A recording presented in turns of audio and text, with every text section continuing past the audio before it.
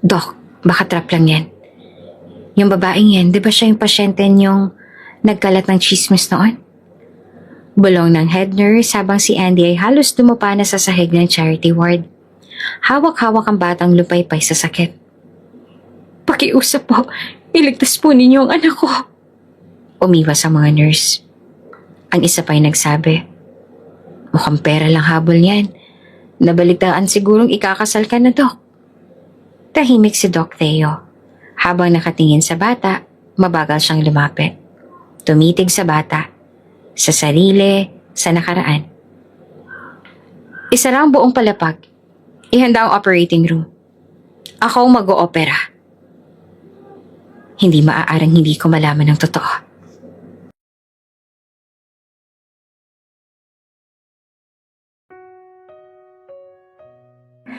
Mainit ang araw noon sa ospital ng San Alberto. Bagong salta sa internship ang batang si Dr. Theo Alcaraz. Matangkad, seryoso, at palagi nakayuko sa kanyang clipboard. Habang abala siya sa kanyang rotation sa surgical ward, isang kaso ng minor appendectomy ang na-assign sa kanya.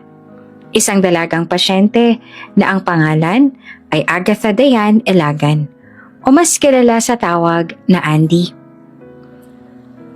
Doc, ito po yung pasyente sa bed 7, sabi ng nurse habang inaabot ang chart. Pag-angat ni Theo ng tingin parang huminto ang oras. Nakahiga sa kama si Auntie. Maputla ngunit magaan ang aura.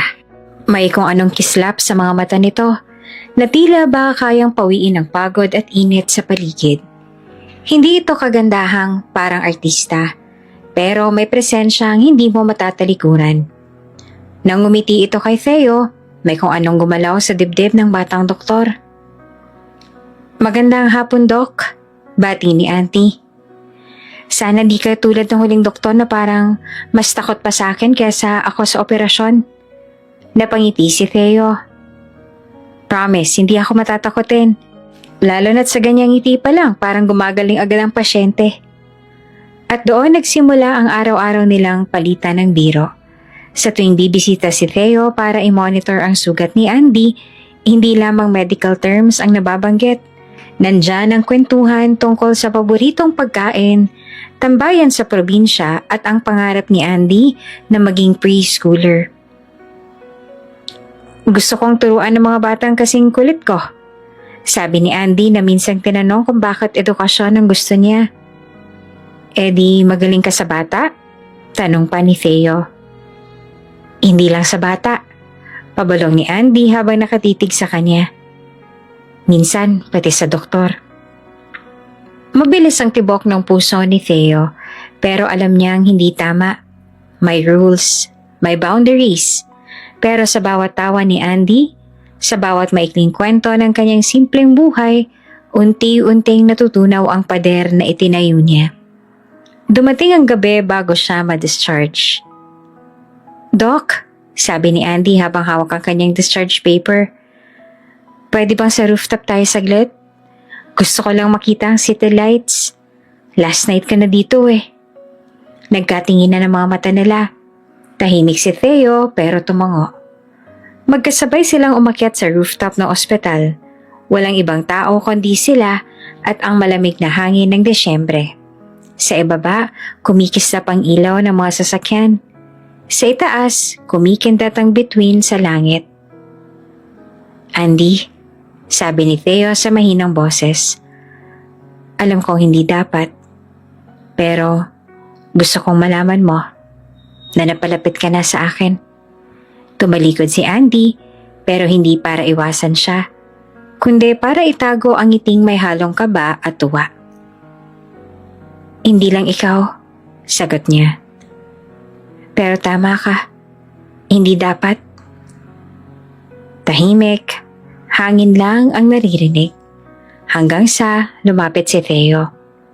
Maingat niyang hinawakan ng kamay ni Andy. At kung ngayong gabi lang ang meron tayo? Tanong niya. Hindi na sumagot si Andy. Sa halip, naglapit ang kanilang mukha at isang halik ang sumelyo sa kanilang damdaming pinilit itago ang propesyon ng oras at ng takot. Hindi na nila namalayan ang oras. Hindi na rin nila inisip ang bukas. Pag-uwi ni Theo sa quarters kinabukasan, parang iba na ang mundo. Nakangiti siya habang pinagmamasa ng punit na lapel na may numerong iniwan ni Andy. Kung sakaling hindi tayo magkita ulit, tandaan mo, naging masaya ako. Kahit isang gabi lang. Ngunit nang balikan niya ito sa ward, wala na si Andy. Pagkagising ni Theo kinabukasan, hindi agad niya binuksan ang mga mata. Nasa ulap pa siya, nakangiti, habang naaalala ang huling gabi nila ni Andy sa rooftop. Ang halik, ang init ng yakap, ang mga matang nangako kahit walang salitang binitawan. Pero naputol ang kanyang alaala nang mapansing may kakaibang katahimikan sa ward. Pagbaba niya sa ground floor, hindi niya na nakita si Andy sa kama. Nasaan si Miss Elagan? Tanong niya sa nurse on duty habang mabilis ang lakad. Sir, na-discharge na po siya kaninang madaling araw. Sagot ng nurse, may pag-aalinlangan sa tono. Hindi siya nagpaalam sa attending physician? Kunot noon niyang tanong. May clearance na po siya kagabi pa. Pero kanina po siya umalis. Wala pong iniwang note. Wala rin pong tumawag. Parang may biglang sumampal sa kanya. Parang nawala sa katawan niya ang lakas. Bumalik siya sa duty room. Muling binuksan ang kanyang cellphone. Walang text, walang missed call. Wala. Ilang ulit siyang tumawag sa numerong iniwan ni Andy sa kanya kagabi pero, sorry, this number cannot be reached. Kinabahan siya. Inilapag ang telepono. Umupo sa tabi ng locker niya. Hawak pa rin ang papel na may sulat kamay ni Andy. Kung sakali hindi na tayo magkita, tandaan mo, naging masaya ako. Kahit isang gabi lang. Biglang bumukas ang pinto. Isang malakas na tinig ang pumasag sa kanyang pag-iisa. Fyodor, si Dr. Arturo Alcaraz, chairman ng ospital. At higit sa lahat, ang kanyang ama. Maitim ang suot, singlamig ng ngiti. Sa likod ng kanyang salamin, tagos ang tingin. Isa itong lalaking sanay humawak ng kapangyarihan at hindi nagpapadala sa emosyon, lalo na sa usaping personal. May kailangan ka raw kausapin? Tanong ni chairman habang tumayo sa harapan ng anak. Nagkatinginan sila. Walang gustong maunang magsalita. Si Miss Elagan, sagot ni Theo. Umalis siyang walang paalam. Nagkibit balikat ang ama. Ganon naman talagang ibang pasyente. Walang pakialam kahit doktor ang makapagsabing huwag muna. Lalo na kung kabataan pang gumamot. Hindi siya ganon. Matigas na sagot ni Theo. Hindi siya basta aalis. May dahilan. Tila may bahagyang iritasyon sa mukha ni Dr. Arturo. Huwag mo nang problemahin, anak. Di magandang balita pa nga yan. Baka lumalayo na siya sa problema. At makakabuti yan sa'yo. At sa reputasyon natin. Napatingin si Theo. Reputasyon? Lumapit si chairman. Listen, Theo. You're young. Brilliant. On track to become the head of surgery before 30. Hindi ka pwedeng madikit sa kung anong iskandalo. Iskandalo ba yung magmahal ng pasyente? Halos pabulong pero matalim ang tanong ng binata. Hindi naman sumagot ang chairman. Bagkus, tumayo ito. Lumapit pa at buong lamig na sinabi. Pumili ka, anak. Buhay mo o propesyon mo? Hindi pwedeng pareho. Matapos ang mahaba nilang titigan, lumabas si chairman na parang walang nangyari. Ang hindi alam ni Theo sa kabilang silid, isang araw bago pa iyon, naganap ang tunay na laban. Ang pakikipag-usap ni Dr. Arturo kay Andy. Isang araw bago umalis si Andy, sa ospital, sa private conference room, tahimik lamang si Andy na nakaupo sa harap ng chairman. Nakaputing blouse at bitbit ang maliit na bag. Nakaayos pero halatang tensyonado. Si Dr. Arturo maayos ang postura. Kamay sa likod, tila hukom na magbibigay ng hatol. Miss Elagan, panimula ng chairman. Nababalitaan ko ang naging closeness ninyong dalawa ng anak ko. Tahimik si Andy. Hindi siya makatingin ng diretso. Nahihiya, natatakot, at may lihim sa sinapupunan na siya pa lang ang nakakaalam. I will be direct to the point, patuloy ng chairman. Kung totoong mahal mo ang anak ko, lumayo ka. Ayoko makita ang pangalan niya sa dyaryo, kasabay ng salitang scandal. Pero, simula ni Andy na nanginginig ang boses. Kung may respeto ka sa kanya, aalis ka. Kung may dangal ka pang pinanghahawakan, hindi mo siya guguluhin pa. Sisirain mo lang ang kinabukasan niya. Umiiyak na si Andy, pero pinipigilan. Hindi na siya sumagot. Tumayo, yumuko bilang paggalang, at umalis. Balik sa kasalukuyan. Buong araw na walang ganang kumilos si Theo. Hanggang kinagabihan, nasa kantin siya. Hawak ang kutsarang hindi niya tinikman. Ang dami ko pang hindi nasabi sa kanya.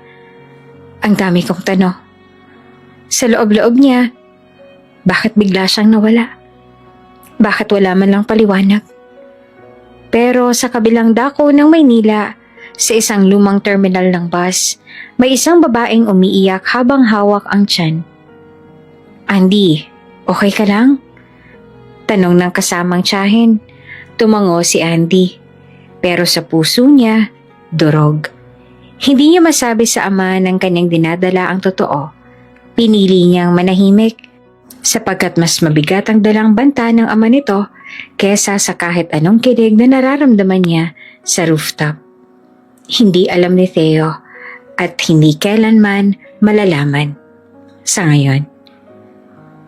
Ilang araw lang lumipas simula nang umalis si Andy pero hindi pa rin matahimik ang loob ni Theo. Araw-araw umaasa siya na baka muling bumalik ang dalaga. Baka may naiwan lang na gamit. Baka nagkamali lang ng desisyon. Baka gusto lang nitong subukan kung totoo nga ang nararamdaman nila. Pero sa bawat pagdaan ng oras, sa bawat pagtatapos ng duty, sa bawat pagsulyap niya sa ward kung saan minsan nakahiga si Andy, wala. Wala ni anino ng dalaga. Parang bula itong naglaho. Nag-iba ang kilos ni Theo. Mula sa dating seryoso pero masayahing intern, unti-unti siyang naging tahimik, mailap, laging tulala. Napansin naman ito ng mga kapwa-doktor. Pare, okay ka lang ba? Tanong ng co-intern niyang si Luis. Wala naman, sagot niya na pilit ng umiti. Pero sa bawat ngiting yon, may bakas ng pangungulila at tanong na hindi masagot. Naging masigasig si Theo sa paghahanap. Gumamit siya ng connections. Pinagkiusapan ng ilang staff sa admissions na balikan ng files ni Andy pero walang malinaw na address. Ang contact number nito ay out of service na. Ang emergency contact ay hindi rin makontak. Maging ang Facebook account na minsang pinakita ni Andy sa kanya, wala na ring trace, deleted. Isa lang ang malinaw. Umalis si Andy at sinadya nitong hindi magpakita pa. Sa isang barangay sa silangang probinsya, payak lang ang pamumuhay. Doon pansamantalang nanirahan si Andy, kasama ang tiyaheng si Minda. Isang matandang masayahin pero hikahos sa buhay. Doon siya nagkubli mula sa mata ng mundo at ng lalaking hindi niya kayang sabihang nagbubuntis siya sa anak nito. Minda, okay lang po ba tayo dito?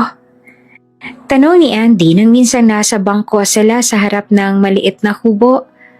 Oo naman, iha. Basta ligtas ka dito. Tsaka mas maganda na yung ganito, di ba? Walang nakakakilala. Tahimik. Pinagmasdan ni Andy ang kalangitan habang hinihimas ang tiyan. Hindi pa man halata, pero alam niyang may binhinang lumalaki sa loob niya. Ang bunga ng isang gabing hindi niya malilimutan. Minsan sa gabi, pinipikit niya ang mga mata at iniisip kung paano kung hindi siya umalis. Kung pinaglaban ba niya ang pagmamahal nila ni Theo? Kung sinabi niya ang totoo tungkol sa pagbubuntis? Pero bumabalik sa isip niya ang malamig na tinig ng chairman. Sisira ka sa kinabukasan niya. At doon niya laging pinipiling manahimik. Samantala si Theo, hindi na makapaghintay. Sa tulong ng isang private investigator, sinubukan niyang maghanap ng bakas ni Andy. Pero puro dead end. Ang huling information ay may sakay raw na babae na katulad ng description ni Andy sa isang bus terminal patungong Silangan. Ngunit wala nang sumunod pa na lead. Parang gusto ko na lang kalimutan siya. Bulong ni Theo sa sarili habang nasa labas ng ospital. Ngunit hindi niya kayang gawin. Sa bawat babaeng dumadaan, sa bawat ngiting nahahagip niya sa ibang tao, hinahanap-hanap niya ang init ng tawa ni Andy. At dahil hindi niya matagpuan ito, sa puso niya ay isa lang ang ibig sabihin nun. Niloko siya. Naglaro lang siya. Minsan niyang sinabi kay Luis sa bar, siguro sinadyang palapitin ako. Siguro may ibang motibo. At nang nakuha niya ng gusto niya, umalis na lang. Eh paano kung hindi? Balik na tanong ni Luis. Hindi siya nakasagot. Hindi niya kayang sabihin ng totoo na sa kabila ng lahat ng rason niyang magalit, mas nangingibabaw pa rin ang tanong, nasaan siya? Isang gabi habang nakahiga si Andy, napaiyak siya. Hawak-hawak niya ang maliit na ultrasound photo. Unang larawan ng bata sa kanyang sinapupunan. Anak, sorry kung hindi kita mabibigyan ng buong pamilya. Pero pipilitin kong ibigay ang pagmamahal na sapat para sa dalawa. Bulong niya habang pinapahid ang luha. At mula sa gabing yon, nangako siyang itatayo ang sarili. Hindi bilang babae ni Theo, kundi bilang isang ina. Naghanap siya ng trabaho sa isang maliit na daycare center. Tinanggap siya bilang assistant teacher. Maliit ang sweldo, pero sapat na para sa gatas, bitamina, at paghahanda sa darating na sanggol. Lumipas ang mga buwan. Isinilang niya si Lance Elijah, isang batang lalaki na unang umiyak habang umuulan. Magaan ang loob ni Andy sa pangalan. Ang Elijah ay galing sa salitang, My God is Yahweh. Isang paalala na sa kabila ng lahat, may plano ang langit sa bawat sakit. Nang makita niya ang mukha ng anak, para siyang binasbasan. Kamukhang kamukha mo ang iyong ama. Bulong niya, nanginginig sa emosyon. Pero kasabay ng saya ay ang desisyong ayaw pa rin niyang bawiin. Pero hindi kanya kailangang malaman. Hindi kailangang masaktan si Theo. Lalo na kung hindi niya na kami hahanapin. Sa ospital, si Theo ay na-promote bilang junior attending surgeon. Tahimik niyang tinanggap ang parangal, ngunit sa puso niya ay isang bahagi pa rin ang nawawala. Sa tuwing titigil siya sa harap ng rooftop kung saan huling gabi nila ni Andy, tila bumubulong ang hangin. Hindi pa tapos ang kwento niyo. Ngunit sa puntong yon, si Theo ay unti-unti nang sumuko. Ayaw niya nang masaktan. Ayaw niya nang umasa. Hindi niya alam na isang munting batang lalaki na kamukhang kamukha niya ay tumatakbo na sa mga kalsada ng isang baryo. At sa bawat takbo nito, papalapit pa rin ang katotohanan. Mainit ang araw sa Santa Gertrudis Community Hospital. Isa itong maliit at kulang sa pasilidad na ospital sa probinsya, kung saan madalas ay hindi kasya ang mga pasyente sa mga kama. Pero kahit kapos, ito ang takbuhan ng mga ina, ng matatanda at ng mga batang umaasang may awa pa rin ang sistema.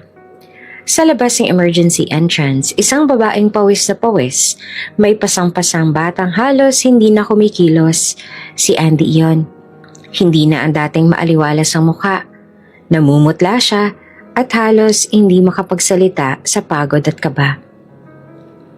"Pakiusap po," hingal niya sa guard. "May butas pong puso ng anak ko.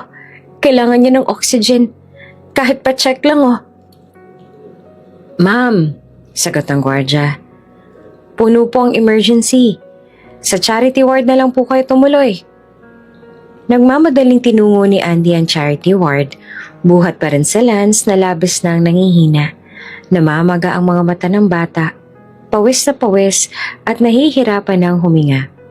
Pagpasok niya sa charity ward, halos lahat ng kama ay okupado. Ang ilan ay mga pasyenteng may lagnat, ang iba ay sugatan, at ang iba naman may mga kasama sa sahig na nakabanig. "Pakiusap po, tulungan niyo ang anak ko." Halos iyak ni Andy habang lumapit sa nurse's station. Ang head nurse na si Nurse Lorna tumingin lang at sinukat siya mula ulo hanggang paa. "Wala na pong kama, ma'am. May referral po ba kayo?" Wala po. Wala kaming doktor. Kakayanin ko pong maghintay kahit sa sahig. Kailangan lang po niya ng oxygen." Napansin ng isa pang nurse ang mga sapatos ni Andy. Galing ukay. May butas ang gilid. Ang suot nitong blouse ay kupas. At may tahing halatang mano-mano lang. Kinalabit siya ng isa pa. "Diba? Siya yung chismis noon? Yung naging issue ng isang doktor? Hindi ba ito yun?" Tahimik si Andy. Hindi siya lumingon. Pinagpatuloy niya ang pagsusumamo. "Kahit sa sahig po, kahit ako na lang po magbantay. Please lang oh, huwag niyo pong pabayaan ang anak ko." "Wala pong slot sa charity OR." Malamig na sagot ni Nurse Lorna. "Pumunta na lang kayo sa ibang ospital. Baka may mas bakante." Pero bago pa siya makalabas ng ward, na paupo siya sa sahig. Napayuko habang mahigpit na niyayakap si Lance.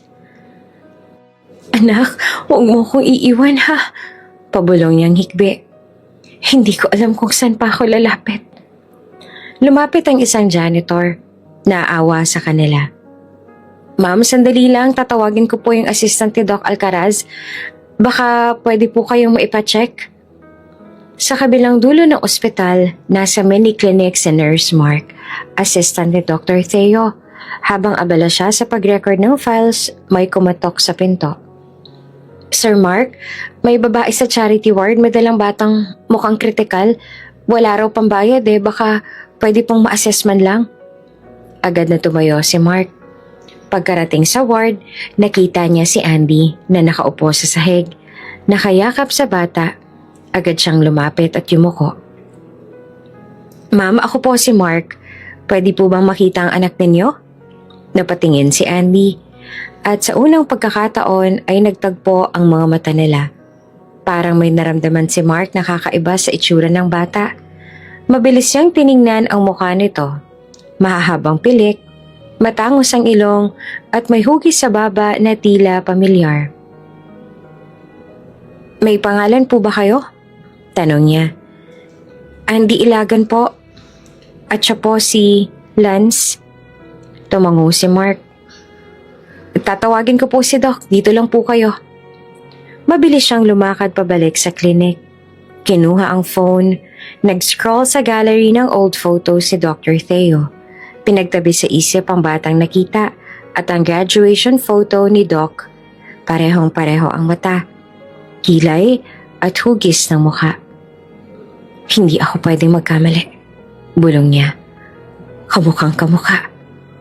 Samantala, sa kabilang dako naman ng ospital, si Dr. Theo ay kararating lamang mula sa isang patient referral. Pagbukas siya ng pinto ng clinic, hinarang siya ni Mark. "Doc, may bata po sa charity ward. Delikado ang lagay." "May attending na ba?" "Wala po, Doc, pero..." At dito siya nag-atubili. "Bakit? May kasama pong babae. At sa tingin ko po, kilala niyo siya." Naglakad si Theo ng mabilis. Hindi na nagtanong pa. Pagdating niya sa charity ward, bumalaga sa kanyang eksena. Isang babae, payat, maputla, pero kahit anong paglipas ng panahon, kilala niya ang mukha. "Andy?" Hindi siya nakagalaw. Napatigil siya sa kinatatayuan niya. Si Andy rin ay napatingin. Para silang dalawang multong nagpakita sa isa't isa matapos ang mahabang taon ng pananahimik. Doc, mahina niyang sambit. Hindi agad makapagsalita si Theo. Parang nawala ang ingay sa paligid. Ang mga boses ng pasyente, ang tunog ng EKG machine, lahat ay nawala ng saysay. Ang tanging mahalaga sa oras na iyon ay ang batang may sakit at ang babaeng minsan niyang minahal ng buo. Lumingon si Theo sa bata. Namumutla, nahihirapang huminga. Malamig ang pawis. May na-detect na murmur sa dibdib. Lumapit siya, dahan-dahan. At sa unang pagkakataon, tumitig siya sa mukha ng bata. At sa puso niya, parang may umalpas na bagay na matagal nang itinago. Tahimik si Dr. Theo habang unti-unting lumalapit sa batang nakaratay sa pansamantalang banig sa charity ward. Nakatayo si Andy sa gilid, nanginginig ang kamay at halos hindi makatingin ng diretsyo. Sa 5 taong lumipas, hindi niya inakalang darating ang araw na magkikita silang muli. Ganito pa. Anong pangalan niya? Tanong ni Theo, hindi inalis ang tingin sa bata. Lance, sagot ni Andy, mahina. Sa pagbigkas pa lang ng pangalan, parang may kung ano nang lumundag sa dibdib ni Theo. Hindi niya alam kung dahil ba sa tunog ng pangalan o dahil parang may kahawig ito ng pangalang dapat ay naging bahagi ng kinabukasan nila. Patingin, seryoso niyang sambit. Lumuhod si Theo sa tabi ni Lance at dahan-dahang sinuri ang baga. Pulso at tibok ng puso ng bata. Namumutla ito, nanlalambot at halos hindi na makapagsalita. Nang lapatan ng stethoscope ang dibdib, agad niyang narinig ang kakaibang tunog. Murmur, fast, irregular. May butas nga ang puso ng bata. Napatitig siya sa mukha nito. Mahahabang pilik, matangos na ilong, hugis ng labi, at ang mga mata. Mga matang parang salin ng sarili niya noong bata pa siya. Sa gilid ng silid, tahimik na sumilip si Nurse Mark. Dala ang tablet kung saan nakadisplay ang graduation photo ni Theo. Pagkakita sa larawan ni Lance, hindi niya na napigilang ilapit ito kay Doc. Doc, sabay pakita ng screen. Parang ikaw ng bata ka oh. Napatingin si Theo. Nang tumapat sa kanya ang litrato ay bigla siyang natigilan. Hindi niya na kailangan ng paliwanag. Hindi na kailangan ng test, ng chismis o ng pahiwatig. Sa isang iglap, parang sumabog ang lahat ng tanong sa loob niya. Lahat ng sakit sa pagkawala ni Andy. Lahat ng puwang sa puso niya nitong 5 taon. Eto na yon. Lumingon siya kay Andy. Kailan pa? Mahina pero matalim ang tanong. Napayuko si Andy. Hindi siya makasagot. 5 years old? Tanong muli ni Theo. Ngayon ay may bahid na ng pag-alab sa boses. 5 years kang nawala at may kasama ka ng anak? Bago pa makasagot si Andy, biglang nangisay si Lance. Doc, nahihirapan na siyang huminga. Sigaw ng nurse. Bring oxygen.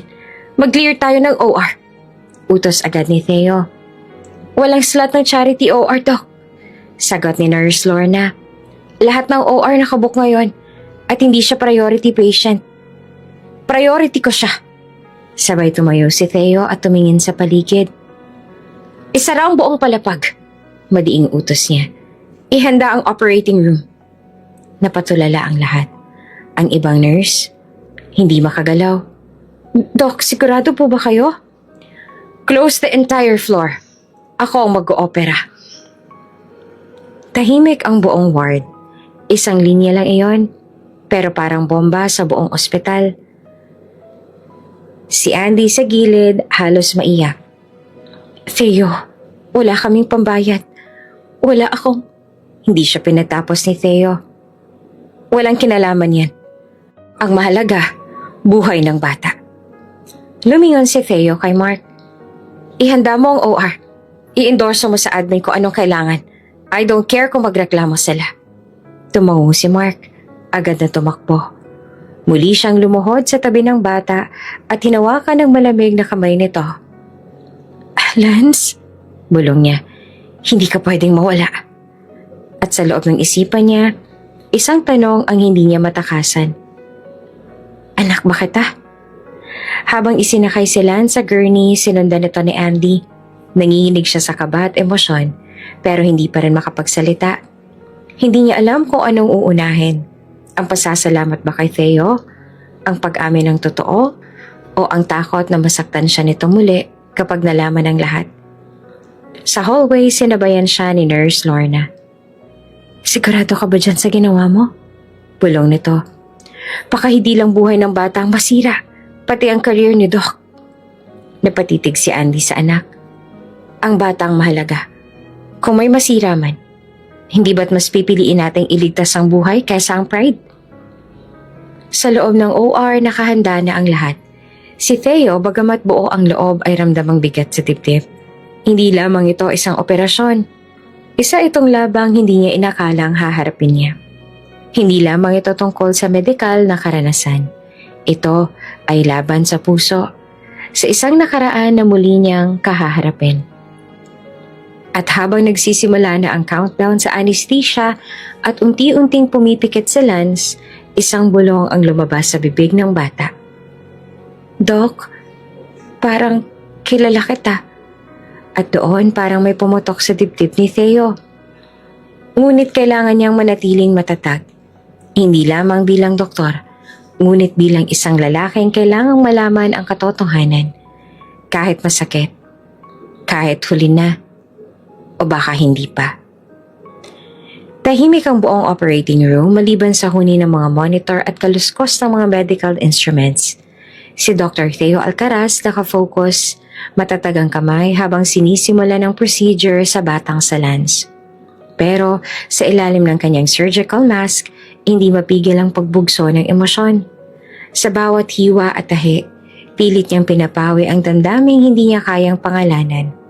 Galit, gulat, lungkot, takot at higit sa lahat, isang tanong na bumabalot sa buong pagkatao niya. Anak ko ba talaga siya? Wala pa ring malinaw na sagot mula kay Andy. Hindi niya pa ito kinakausap mula na magsimula ang operasyon. Ngunit sa bawat saglit na lumilipas, lalo lang lumalalim ang ugnayang hindi niya maipaliwanag sa bata ngayon ay pinipilit niyang iligtas. Sa observation window, tahimik na nakamasid si Andy.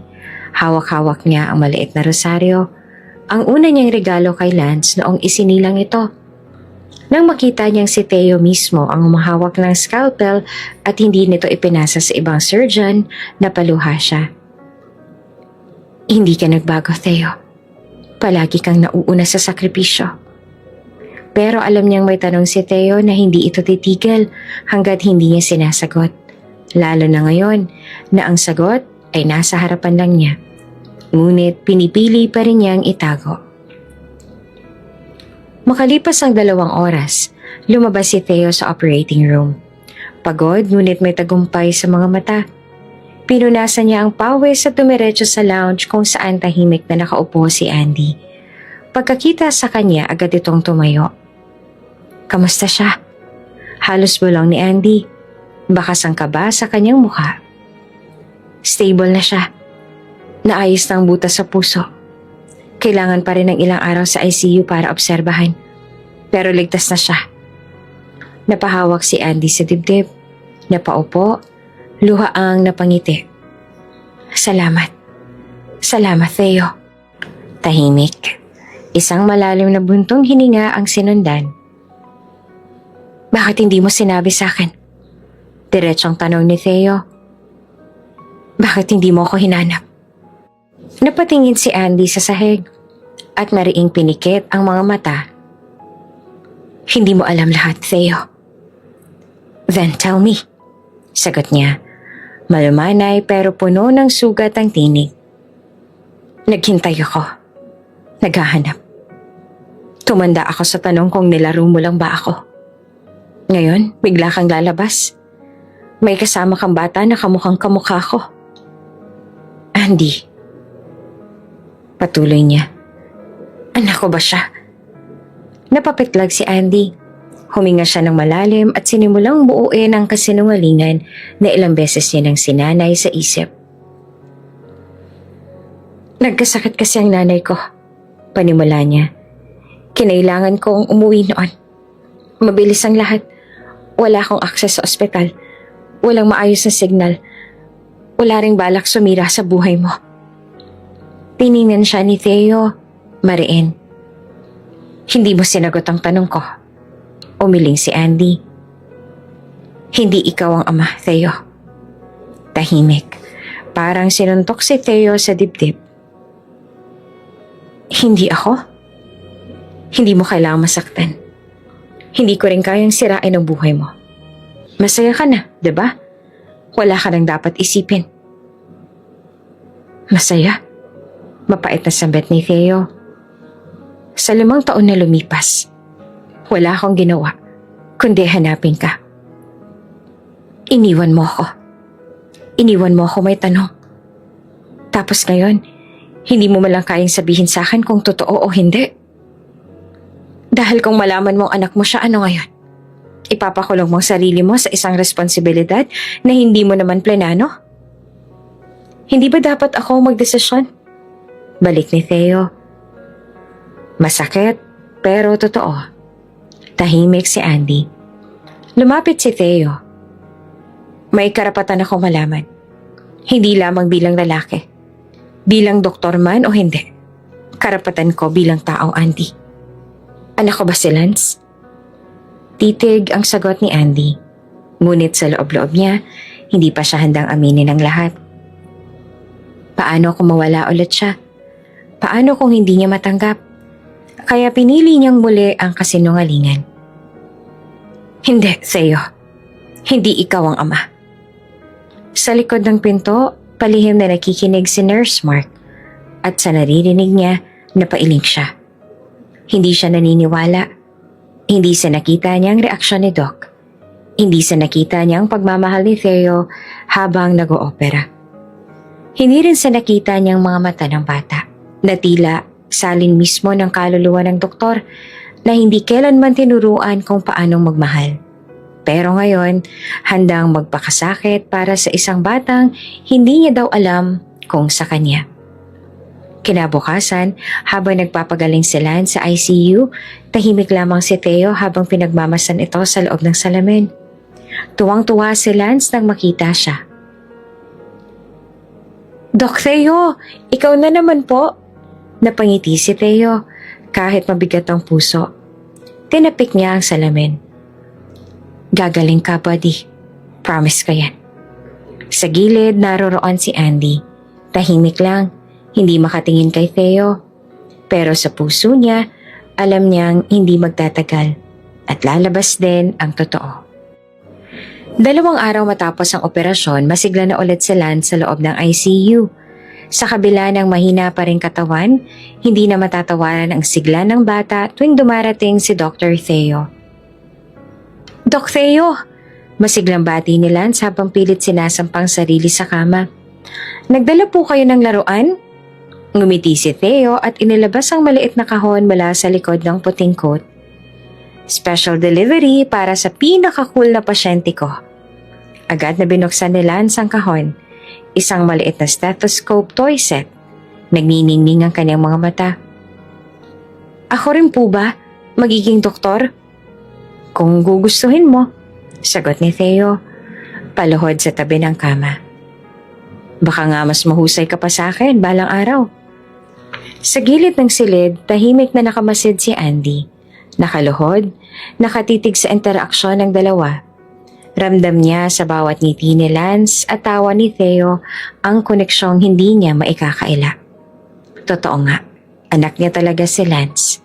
Ngunit sa halip na mainit ang damdamin niya, mas lalo lang siyang natakot dahil sa bawat araw na lumalapit si Theo sa anak, mas lumalapit rin ang posibilidad na malalaman nito ang buong katotohanan, na siya si Lance at ang nakaraan nila ay hindi lamang isang aksidente, kundi isang bagay na itinakda ng tadhana at tinakasan niya. "Mommy, tingnan mo, may stethoscope na ako!" Masayang sigaw ni Lance. Nilapitan siya ni Andy, tinalikan sa noo. "Oo nga anak, ang gwapo-gwapo mong doktor. Pwede ba ako mag-practice kay Doc Theo?" Natawa si Theo. Sige, pero ako muna ang pasyente ha." Agad na nilagay ni Lance ang laruan sa tenga at tinapat sa dibdib ni Theo. Parang may naririnig po akong kalabog ng puso. Nagkatinginan sina Theo at Andy. Mabilis ang segundong iyon, pero matalim. Tila sinasabi ng mga mata ni Theo, "Bakit nga ba ganito ang tibok ng puso ko?" tuwing kasama siya. Paglabas ni Theo sa ICU, hindi niya napigilang tanungin ang sarili. Bakit parang ang gaan ng loob ko sa batang yun? Hindi lang siya basta naaawa, may connection. Hindi ito katulad ng damdamin sa ibang pasyente. Iba ang hawak ng kamay ni Lance, iba ang titig, iba ang lambing, at ang pagkakahawig nila, hindi maikakaila. Nang makarating siya sa opisina, nadatnan niya si Nurse Mark na abalang nag-aayos ng chart ng pasyente. Tila may gustong itanong si Mark pero pinipigil. "Sir," maingat nitong sabi, "pansinin niyo ba na parang sobrang lapit niyo kay Lance?" Hindi agad sumagot si Theo. "Bakit, Mark?" "Wala lang do, kasi pati mga intern napapansin eh. Ang sabi parang may minimiraw kayo. Kamukha, kilos, pati ungwat pareho raw kayo." Nagpakawala ng pilit na tawa si Theo. Coincidence lang siguro? Pero nang mapag-isa siyang muli sa loob ng opisina, hindi niya na napigilan ng paglalim ng pag-iisip. Hindi lamang coincidence, hindi lamang pagkakatulad. May connection kami. Naglabas siya ng cellphone at muling tiningnan ang litrato ng bata na pinicturean ni Mark. At sa kanya tinabi sa sarili niyang litrato noong siya'y 6 na taong gulang. Hindi siya mapakali. Ang pagkakahawig, parang kopyang-kopya. Kinabgabihan, dinala ni Theo ang mga gamit nila sa ICU. Isang bagong kumot, ilang coloring books at vitamins. Nagulat siya nang makitang tulog na ang bata at naroon si Andy, nakaupo sa tabi nito, nakatulala sa kawalan. Tahimik siyang pumasok. "Andy?" Malumanay niyang tawag. Napalingon ito. Namutla agad na tumayo. "Pasensya na. Dapat pala hindi ako pumapasok ng ganito." Umiling si Theo. "Wala kang kasalanan. Hindi ito usapang pasyente at doktor lang. Kilala kita." Umupo siya sa tabi ni Lance. "Masayahin siya," sabi ni Theo. Nakangiti habang pinagmamasa ng bata. Pero sa mga sandaling nag-iisa siya, tahimik siya. Malalim. Parang may hinahanap. Hindi sumagot si Andy. "Alam mo, sa loob ng 1 linggo, mas marami siyang naibigay sa akin kaysa sa ilang taong pakikitungo ko sa mundo. Parang matagal ko na siyang kilala." Nag-iba ang ihip ng hangin. Tahimik na tahimik. Tanging huni ng heart monitor ni Lance ang maririnig. "Andy," tumingin siya sa babae. "Kahit hindi mo man sabihin, ramdam ko." Napatigil si Andy. "Ramdam mo? Ang ano?" Nauntog ang damdamin ni Theo sa sagot niya. "Na may bahagi ako sa kanya. Hindi ko alam kung gaano kalaki pero hindi ko kayang itanggi. Kapag nakikita ko siya, parang nakikita ko ang sarili ko. At sa tuwing tumatawa siya, natatakot ako mawala yon." Biglang napaiyak si Andy. Tumalikod, pilit na itinatago ang luha. "Hindi mo kailangang magsinungaling, Andy," dagdag ni Theo. "Pero sana, huwag mo akong alisin sa mundong meron siya ngayon." At sa loob ng kwartong yon, sa katahimikan ng gabi, isang amang hindi alam ang buong katotohanan ay unti-unting natutong magmahal. Kahit wala pa siyang katiyakan, at isang inang may tinatagong lihim ay hindi na sigurado kung kaya pa niyang itago ito. Maagang nagising si Andy mula sa pag-idlip sa bangkong kahoy ng charity ward. Magdamag siyang nakabantay sa anak na si Lance. Nakasandal lang sa pader at halos hindi nakapikit. Nilabas niya ang maliit na bayong at mula roon ay kumuha ng pandesal na niluma na ng ilang araw. Anak, gising na. May baon tayong tinapay. Mahina niyang sabi habang hinahati ito sa gitna. Salamat po, nanay. Ngumiti si Lance. Pilit isinubo ang parte ng tinapay kahit wala siyang gana. 3 araw na silang nasa ospital. Wala pa silang malinaw na paraan para makabayad. Umaasa lang si Andy sa tulong ng mga nurse. Ilang mababait na pasyente at mga libreng gamot na paminsan-minsan ay nai-sponsoran. Kung hindi siya naglalabas sa utility area, tumutulong siya sa kusina kapalit ng pagkain. Nagpipigil siya ng pagod. Isang tingin lang kay Lance at napapalitan ito ng lakas. Nay, tanong bigla ng bata. May tatay po ba ako? Napatigil si Andy. Kumirot ang dibdib niya. Pinagmasdan niya ang anak. Payat, maputla, pero laging may ngiti sa mata. Meron anak, sagot niya na pinilit ngumiti. Pero wala na siya. Wala na? Gulat ni Lance. Tumango siya. Matagal na siyang wala. Nasa langit na siya. Tahimik sa Lance. Tumingin sa hawak ng drawing notebook. Ano pong itsura niya? Umiling si Andy. Hindi mo na siya naabutan, anak. Pero mabait siya. Mahal ka niya. Hindi niya kayang sabihin ang totoo. Hindi pa ngayon. At hindi niya rin kayang ipaintindi kay Lance na ang totoong dahilan kung bakit wala na ang ama nito ay dahil siya, si Andy mismo, ang pumiling itago ang katotohanan. Okay lang po, Nay. Mahinang tugon ni Lance. Kahit wala po akong tatay, basta andyan po kayo. Hindi na napigilan ni Andy ang mapangiti sa gitna ng lungkot. Lumapit siya at niyakap ang anak. Salamat, anak. Sinanay lang muna, ha? Pero pangako, hindi ka mawawala ng pagmamahal. Sa kabilang bahagi ng ospital, abala si Dr. Theo sa pag-check ng chart sa pedia ward. Hindi man niya inamin, araw-araw niyang tinitingnan ang kondisyon ni Lance. Hindi niya maintindihan ang nararamdaman tuwing kasama ang bata. May lambing, may hila. Parang kilala niya ito. Parang kamag-anak. Doc, biro pa ng isang nurse. Kamukha niyo talaga yung si Lance. Nakakatuwa. Ngumiti lamang si Theo pero hindi siya natawa. Sa loob niya may gumugulo. Sinabi ni Andy na hindi siya ang ama. Pero ang kutob niya, hindi nagsisinungaling ang dugo. Kinagabihan, habang natutulog si Lance, pumunta si Andy sa maliit na chapel ng ospital. Doon siya naupo sa likod, tahimik na nagdarasal. Panginoon, pagod na po ako. Pero hindi ako pwedeng tumigil. Para sa anak ko. Para kay Lance. May lumapit na matandang babaeng kasabay niyang nagdasal. Ikaw ba ang nanay ng bata sa isang charity ward? Tanong nito. Opo, sagot ni Andy.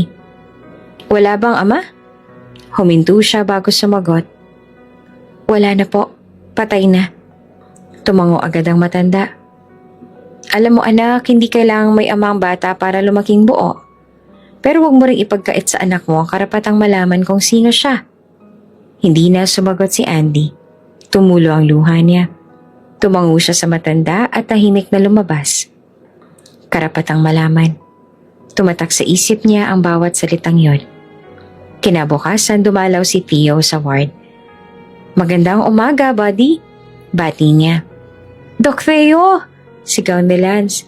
Tingnan niyo po, may drawing ako. Inabot ng bata ang papel. May guhit ito ng isang bata. Isang babae na may mahabang buhok at isang lalaking nakacoat. Si nanay ito. Ako to, tapos kayo po ito. Napangiti si Theo. Ako ba yan? Opo, kasi gusto ko po kayo. Kayo na lang po magiging tatay ko. Natigilan si Theo. Napalingon siya kay Andy na noon ay hawak ang hinuhugasan niyang thermos ng mainit na tubig. Nanlaki ang mga mata. Hindi nakasagot si Theo. Napalunok lang. Pwede po ba yun? Tanong ulit na Lance. Sabay tingin ni Theo kay Andy. Siyempre kung papayag ang nanay mo. Pilit ang ngiti ni Andy. Sige anak, maglaro muna kayo ni Doc. Pagkatapos ay lumabas siya saglit ng ward. Nagtago sa likod ng divider. Tahimik siyang umiyak. Hindi niya alam kung matutuwa siya o masisindak. Dahil kahit sinasabi niyang hindi si Theo ang ama, sa puso ni Lance at unti-unti, pati kay Theo, nagsisimula ng mabuo ang koneksyon na hindi niya kayang pigilan. Mainit ang araw sa Santa Gertrudes Hospital nang dumating ang isang itim na SUV. Pagbukas ng pinto, lumabas ang isang babaeng naka-heels na kulay pula. Naka-blazer na mamahalin at may hawak na designer bag. Si Bianca Santalian, ang matagal ng fiancé ni Dr. Theo Alcaraz. Sanay sa karangian si Bianca. Hindi siya mahilig sa provincial life, pero matapos ang isang linggong hindi sumasagot sa tawag si Theo, nagdesisyon siyang sundan ito sa probinsya. Nasaan si Dr. Theo? Tanong niya kaagad sa information counter. May halong taray sa boses. Ma'am, nasa Charity Pedia Ward po siya ngayon. May pasyente pong kritikal ang kalagay. Sagot ng nurse, may kaba. Charity? Kumunot ang noon ni Bianca. Kung ano-ano na talagang pinapasukan ng fiancé ko. Tahimik ang paligid nang pumasok siya sa ward. Doon niya nakita si Theo. Nakaupo sa tabi ng isang batang lalaki, kausap at pinapasaya ito. Sa di kalayuan, naroon si Andy. Tahimik na nagsusulat sa logbook ng gamot. Baby? Bulong ni Bianca habang papalapit. Surprise! Lumingon si Theo at agad na natigilan. Tumayo siya mula sa tabi ni Lance. Bianca? Anong ginagawa mo rito? Hinahanap ka sa Maynila. Hindi ka sumagot eh. Ayan tuloy, ako pang sumunod sa iyo rito sa kabundukan. Napakamot ng batok si Theo. Oops! May break muna. Gusto mo bang ma-shoutout dito sa channel ni Ate Jane? Mag-comment lang ng lesson you learned from the latest story uploaded. Dahil pipili kami ng isang best comment of the day para i-shoutout sa susunod na upload. Kaya huwag kalimutang mag-iwan ng lesson you learned after you watch this video. Maraming salamat! Shoutout nga pala kina Phoebe Bandola Piad from Cabangcalan City, Negros Occidental at Arceli Auriada from Sapang Palay, Bulacan. Sa ating mga taga-subaybay, paki-comment naman po sa baba kung taga saan kayo para alam ko kung hanggang saan umaabot ang mga kwento ni Ate Jane at para ma-shoutout ko kayo sa mga susunod pa nating kwento. Maraming salamat sa pakikinig. Busy lang. Sa rounds. Sumulyap si Bianca sa bata. Sino naman to? Ngumiti si Lance. Ako po si Lance. Bumaba ang tingin ni Bianca. Ikaw pala yung sinasabi nilang favorite patient ni Theo? Opo, sagot na Lance, masigla. Sabi niya pag lumaki ako, pwede rin ako maging doktor. Talaga lang ah, sabay pilit ngiti ni Bianca. Ikaw lang bang pasyente niya? O may special connection kayo? Nagkatinginan sina Theo at Andy. Nahuli ni Bianca ang tensyon sa pagitan nila. Excuse me muna, mabilis na sabi ni Theo at dinala si Bianca sa hallway. Pagkalayo nila agad na nagsalita si Bianca. Sino yung babae? Siya si Andy, nanay ni Lance. Pasyente ko. Nanay? Galing sa charity ward? Taas kilay niyang tanong. Tapos napapansin ko parang close kayo ng anak niya. Bata lang yon, Bianca. Walang masama sa ginagawa ko. Wala? Napataas ang boses ni Bianca. Napapabalita sa admin na halos ikaw na lang bumubuhay sa bata sa ICU. Tapos yung nanay, tahimik. Pero mukhang malapit din sa'yo. Pwede ba, Bianca? Pagod ang tono ni Theo. Huwag kang manghusga sa hindi mo kilala. Hindi ko kailangang kilalanin, Theo. Ang mahalaga, kilala kita. At alam kong hindi ka basta ganito sa mga pasyente. Tahimik si Theo, pero hindi niya maipaliwanag kung anong meron. Dahil kahit siya, hindi niya alam ang buong katotohanan. Pero ang alam niya, may parte ng puso niya na dahan-dahang binubuksan ni Lance at ni Andy kahit walang pahintulot. Kinahapunan habang nagbabantay si Andy kay Lance, tahimik na pumasok si Bianca sa ward. Nakasuot ito ng itim na shades at may dalang paper bag ng mamahaling prutas. Hi, bati nito kay Andy. Malamig ang boses. Ako nga pala si Bianca, fiancé ni Dr. Theo. Natigilan si Andy. Ako naman po si Andy, nanay ni Lance. Nice to meet you. Pilit ng ngiti ni Bianca. Ang cute ng anak mo. Ngumiti lang si Andy. Salamat po. Lumapit si Bianca kay Lance. Hello, baby. Ako magiging asawa ni Dr. Theo. Alam mo ba kung sino at ano ang asawa? Opo, yung mahal po nito. Inosenteng sagot naman ni Lance. Tumawa ng kaunti si Bianca, pero sa ilalim ng kanyang mga mata, may hinahandang pasabog. Pero alam mo ba, hindi lahat ng bata ay nabibigyan ng karapatang pumasok sa buhay ng ibang tao.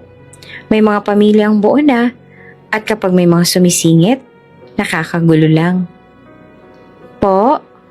Hindi maintindihan ni Lance. Tumayo naman si Bianca at bahagyang yumuko para tumapat sa mukha ng bata at bumulong ng mariin. Hindi ikaw ang anak dito. Tumigil ka nga sa kakadikit sa fiancé ko. Napatulala si Lance. Unti-unting namuo ang luha sa kanyang mata. Biglang bumukas ang pinto. Andy! Napasigaw si Theo habang papasok. Ano nangyayari dito? Agad na lumapit si Andy kay Lance na ngayon umiiyak na. Bakit ka umiiyak, anak? Hindi na sumagot sa Lance. Mahigpit lang siyang yumakap sa ina. Napatitig si Theo kay Bianca. Anong ginawa mo? Wala akong ginawa. Sinabihan ko lang siya kung saan siya lulugar. Galit na galit si Theo. Anak man o hindi, wala kang karapatang sigawan ng bata. Ganun ba? Ngumisi si Bianca ng mapait. Pinagpalit mo ako sa isang babaeng charity case? Isang babaeng iniwan ka 5 taon nang nakalipas? Napakunot ang noon ni Theo. Sino nagsabi sa'yong iniwan niya ako? Wala akong pakialam, baliw ni Bianca. Pero kung ganyan ang gusto mo, ipabayaan ka sa isang babaeng may anak na hindi mo alam kung kanino, then fine.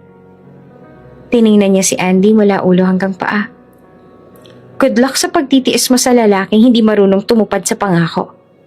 Sabay talikod. Lumabas si Bianca ng ward, dala ang galit at pagkasuklam. Tahimik si Theo. Tumingin siya kay Andy. Pasensya na. Hindi ko akalaing gagawin niya yan. Umiling si Andy habang pinapahirapan ng luha ni Lance. Hindi mo kailangang humingi ng sorry, Theo. Sanay na kami hindi tinatanggap sa mundong hindi para sa amin. At doon, sa gitna ng katahimikan, unti-unting gumuguhit sa puso ni Theo ang tanong. Hindi kaya ang mundong yon dapat pala sa kanila rin? Tahimik ang charity ward matapos ang kaguluhan kanina. Si Lance nakayakap pa rin kay Andy. Ang mukha'y basang-basa ng luha. Halos hindi siya kumikibo. Para bang pilit inuunawa ang mga salitang binibitiwa ng babaeng sumigaw sa kanya. Si Theo nananatiling nakatayo sa tabi ng kama. Pinapanood ang bawat pag-iyak ng bata. At sa bawat luha ni Lance, may apoy na unti-unting tumitindi sa dibdib niya. Hindi lang ito basta pasyente, at hindi rin ito basta-basta. Ito ang batang iniyakan niya nang unang makilala. Ang batang parang kakambal ng sarili niyang alaala. Ang batang sa bawat galaw, tila naghahanap ng pagkalingang dapat sanay siya ang nagbibigay. Nakita niya ang galo sa kamay ni Lance, gasgas na dulot ng pagtakbo at pagdulas habang nagtatago sa sulok matapos sigawan ni Bianca. Nilapitan niya si Andy at marahang nagsalita. "Pahingi ako ng alcohol at cotton." Kinuha ni Andy ang maliit na pouch mula sa lumang bag na sira na ang zipper. Hindi man niya alam kung anong gagawin ni Theo, binigay niya ito ng walang salita. Dahan-dahang nilinis ni Theo ang sugat na Lance. "Masakit ba?" tanong niya. Umiling si Lance, mahina ang boses. "Hindi po." Pero kita sa mga mata ng bata ang takot, hindi sa sugat, kundi sa mga salitang iniwan sa kanya. Habang inaasikaso ni Theo ang sugat, hindi niya mapigilang magsalita. "Anak man o hindi, wala siyang karapatang saktan ka. Wala siyang karapatang insultuhin ka." Napatingin si Andy kay Theo. Halata sa tono nito ang galit. Hindi lamang bilang doktor, kundi bilang isang taong may malalim na pinangangalagaan. "Wala siyang karapatan," ulit ni Theo. Halos pabulong pero mariin. "Kahit sinong bata, walang dapat pinapaiyak ng ganon. At kahit sinong babae, wala sa posisyon na magmaliit ng ina't anak sa harap ng ospital." "Sorry, Doc," sabi ni Andy na nanginginig ang boses. "Hindi ko rin po inaasahan na hindi na siya pinatapos ni Theo. Huwag ka na rin humingi ng tawad. Hindi mo kasalanan. Hindi mo kailangang magpakumbaba sa taong hindi marunong rumespeto." Tumayo siya at hinila ang cellphone mula sa bulsa. Tinawag niya ang kanyang sekretarya sa Maynila. "Christine, please call off the engagement announcement. Cancel the gala for Friday. May ibang priority." "Sir?" Gulat na tinig sa kabilang linya. "Just do it!" Matigas niyang sabi bago ibinaba ang tawag. Pagharap niya ulit kay Andy, medyo magaan na ang mukha nito. Pero may takot pa rin. "Hindi mo kailangang gawin yun," bulong ni Andy. "Ginawa ko na," sagot ni Theo. "At hindi ko gagawin yun kung walang rason." Tumingin siya kay Lance na ngayon ay nakatitig lamang sa kanila at hindi makapaniwala sa naririnig. "Alam mo, buddy," sabay tayo ni Theo, "minsan talaga may mga desisyong kailangan nating gawin kahit masakit. Dahil mas masakit ang manahimik habang may inaapi." Tahimik sa Lance pero gumuhit ang ngiti sa kanyang labi. Kinabukasan kumalat ang balita sa ospital. Nakansela ang engagement ni Dr. Theo Alcaraz sa socialite na si Bianca Santelian. Marami ang nagtaka, mas marami ang nagchismis. Pero iisang tanong lang ang laman ng bawat bulungan. Dahil ba sa babaeng charity case? Sa pantry ng staff narinig ni Nurse Lorna ang mga kasamahan na nag-uusap. "Grabe si Doc, pinagsisigawan si Ma'am Bianca. Para lang dun sa bata? O baka hindi lang bata ang rason?" Hindi na pinansin ni Lorna ang iba. Sa puso niya, alam niyang may dahilan si Theo. At sa loob-loob niya, may respeto siya ngayon sa doktor. Hindi dahil sa pangalan nito, kundi sa pagpanig nito sa mga walang boses. Samantala sa charity ward, tahimik lamang si Andy habang sinasandok ng lugaw ang anak. "Nay?" tanong ni Lance. "Galit po ba sa atin si Dr. Theo?" Umiling si Andy. "Hindi anak, hindi siya galit." Bakit po niya pinapagalitan yung babae?" Napabuntong hininga si Andy. "Kasi minsan anak, kailangan tayong ipaglaban. Kahit hindi tayo hinihingi." Tumingin sa Lance sa kisame ng ward. "Buti na lang po kahit wala akong totoong tatay, may doktor ako nagtatanggol sa akin." Hindi na nakaimik si Andy. Sa halip, niyakap niya ang anak at pabulong na sinabi, "Kung alam mo lang anak, kung alam mo lang." Sa opisina ni Theo, nakatitig siya sa isang lumang litrato nila ng ama. Sa likod nito nakasulat, "Ang pangalan mo ay may bigat. Huwag mong sayangin." Ngayon lang niya naramdaman ang bigat na iyon. Hindi lang dapat para sa pangalan, kundi para sa mga taong inaakala mong hindi karapat-dapat sa mundong ginagalawan mo. Pero sila pala ang dahilan kung bakit ka dapat manatili sa tama. Tumayo siya, nagdesisyong hindi na lang basta maging doktor, kundi maging isang ama rin. Hindi sa apelyido, kundi sa pagkalinga. At sa pagkakataong yon, hindi niya kailangang marinig ang totoo. Dahil ang puso niya, matagal nang alam ang sagot. 2 araw matapos ang insidente kay Bianca, unti-unting bumalik ang katahimikan sa charity ward. Si Lance ay mas lumalakas na, masigla, malakas na ang tawanan at palagi nang naghahanap kay Dr. Theo tuwing hindi ito dumadalaw. Nanay, may duty po ba si Dr. Theo ngayon? Tanong ni Lance habang nagkukulay ng larawang may larawan nilang 3. Baka may operasyon siya ngayon, anak. Sagot ni Andy habang naglalabas sa panulakayan ng ward gamit ang palanggana at lumang tabo. Sabihin niyo po pag dumaan siya ha, para maipakita ko po yung drawing ko. Ngunit bago pa niya matapos ang sinasabi, bumukas ang kortina. Tao po, boses ni Theo, bitbit ang isang maliit na supot. Doc! Sigaw agad ni Lance. Ang tagal niyo! Pasensya na buddy, nalate ako sa rounds. Pero may dala akong peace offering. Binuksan niya ang bag at puno ito ng laruan. Coloring books, stethoscope toy, 2 action figure at isang supot ng fishball crackers na malamig na pero paborito na Lance. Wow! Bulalas ng bata. Para po sa akin lahat to? Oo, pero may kapalit. Sagot ni Theo, kunwari seryoso. Ano po? Magkakape kami ng nanay mo. Sabay kindat kay Andy. Napanganga si Andy. Ha? Kape? Dito? Oo, sa labas ng ospital. May karinderyang malapit doon. Masarap ang kapeng barako nila. Libre ko. Nakangiting tumango si Lance. Sige po. Pero pag wala kayo dito, kailangan niyo pong bumawi bukas. Teka lang, sabat ni Andy. Halatang alangan. Baka makatawag pansin to sa mga tao. Ayoko ng chismis ha. Chismis, sabi ni Theo habang inaayos ang pagkakasokpit ng bag. Di wag kang umiti.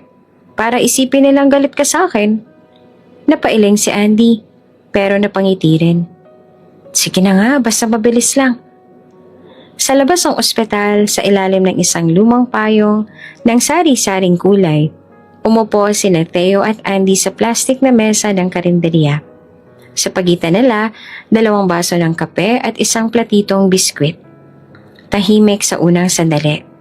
Pinagmamasan lang nila ang mga dumadaang tricycle at ambulansya. Sarap ng kape dito, sabi ni Theo. Sabi ko na nga ba, mas okay yung walang frap-frap. Sabay ininom din ni Andy ang kape. Yung may latak, yun ang totoo. Natawa si Theo. Wala ka talagang pinagbago. Tumingin si Andy sa kanya. Ikaw ang sobrang nagbago. Mas tahimik ka ngayon. Mas seryoso. Mas sugatan. Bulong naman ni Theo. Napatingin si Andy. Sugatan? Hindi kita nakita 5 taon. Bigla kang nawala. Tapos ngayon, may bata ka ng kasama. Tapos, eto tayo. Nagkakape sa gilid ng ospital. Akala ko noon hindi na kita makikita. Hindi agad sumagot si Andy. Marahan niyang iniikot ang baso ng kape. Maraming nangyari. Pero hindi ko naman sinadyang masaktan ka. Hindi mo sinasadya pero hindi rin ako handang mawala ka. Napayo ko si Andy. Pilit niyang tinatago ang ngiting may halong kerot. Pwede bang bumawi? Tanong bigla ni Theo. Ha? Pwede bang makabawi? Hindi para sa nakaraan, pero para sa natitirang araw na narito ka pa. Tiningnan ni Andy ang lalaki sa harapan niya. Hindi na ito ang intern na naiwan niya noon. Mas mature na. Mas pino ang kilos, pero naroon pa rin ang kislap sa mata. Lalo na kapag natatingin kay Lance. Wala namang dapat bawiin, sabi ni Andy.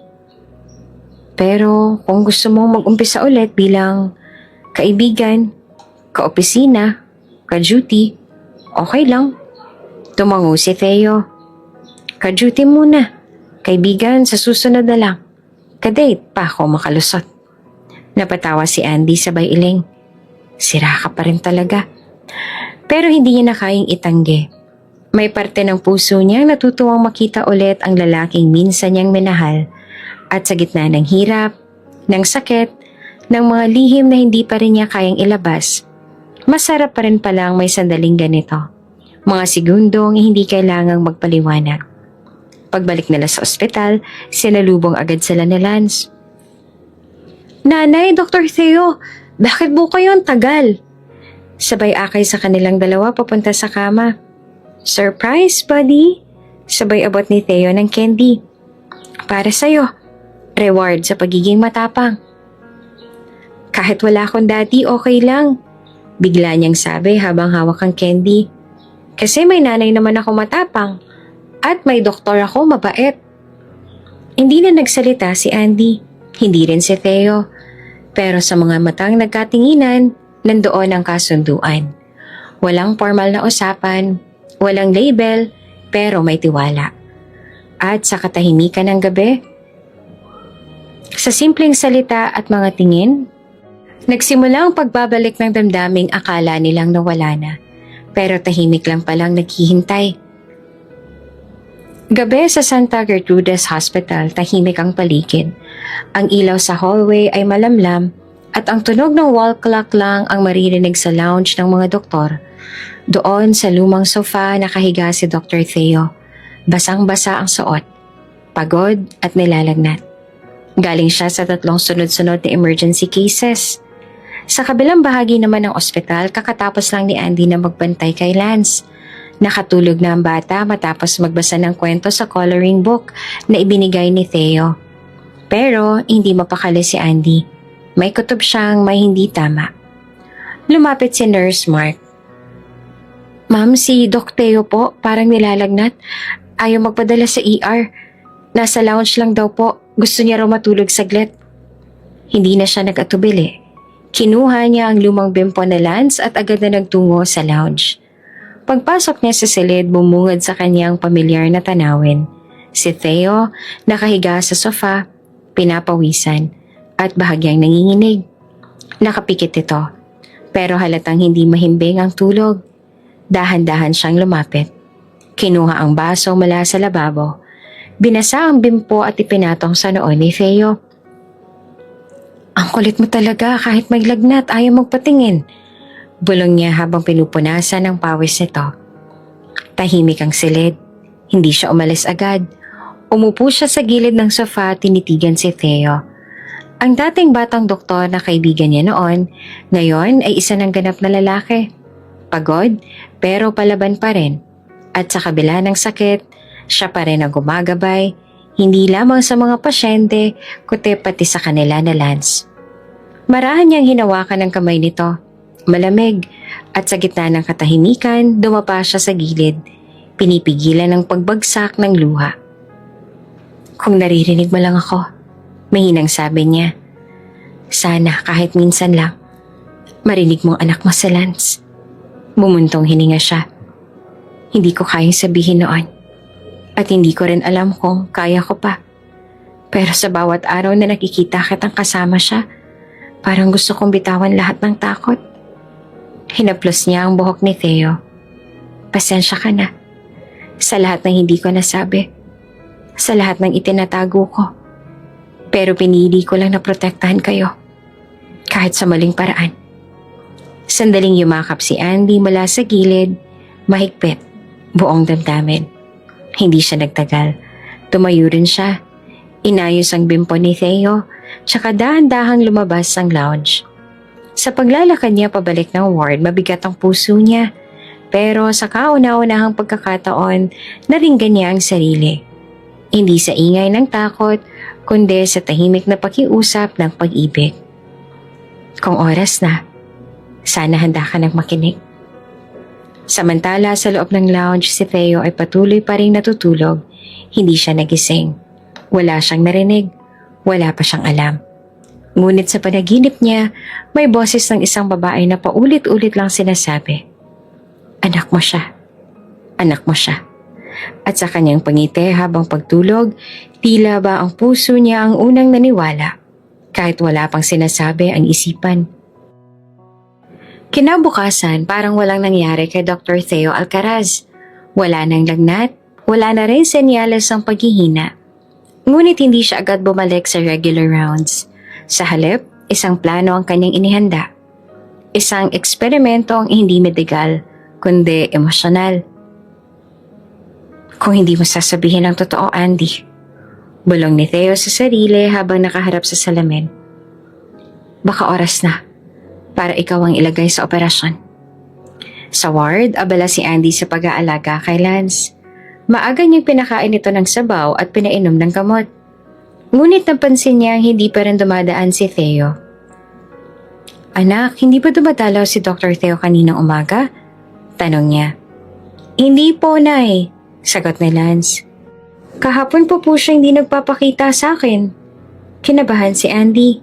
Agad siyang nagtungo sa lounge. Ngunit walang tao roon. Wala si Theo.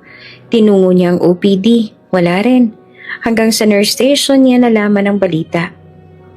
Ma'am, si Doc Theo po nadulas daw kanina sa parking area. May iniinda na pananakit sa tiyan eh. Pinapahinga lang po sa special room sa private wing. Ha? Bakit hindi sinabi sa akin? Gulat na tanong ni Andy. Ang sabi po ay ayaw niyang ipaalam sa kahit sino. Lalong-lalo na po sa mga pasyente. Mabilis na tinungo ni Andy ang private wing. Doon, pinapasok siya ni Nurse Mark sa room 112. Tahimik sa loob, nakahiga si Doc Theo. May ice pack sa tiyan at kunwaring nangihina. Pagkakita niya sa dalaga, bahagyang umiti si Theo. Akala ko hindi ka na pupunta. Ano pa naman kasi nangyari sa'yo? Wala to, kaunting hilo lang, baka stress lang. Stress? Theo, ang kulit mo talaga, bakit ba?